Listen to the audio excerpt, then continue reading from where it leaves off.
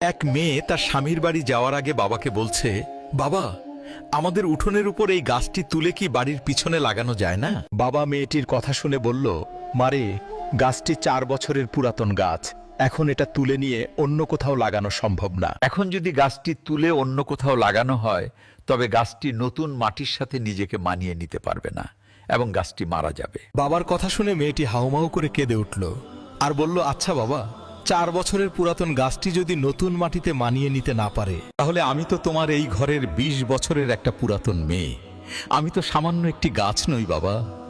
তাহলে তুমিই বলো, আমি কিভাবে অন্য একটি নতুন বাড়িতে গিয়ে নিজেকে সম্পূর্ণ মানিয়ে নিব, আর কিভাবে নিজেকে সম্পূর্ণ বাঁচিয়ে রাখবো বাবা?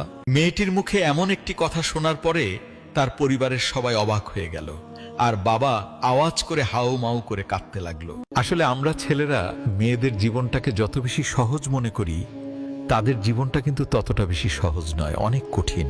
তাই আমি এই পৃথিবীর সমস্ত ছেলেদেরকে বলবো, আপনারা দয়া করে মেয়েদেরকে মন থেকে সম্মান করতে শিখুন এবং তাদেরকে ভালোবাসুন।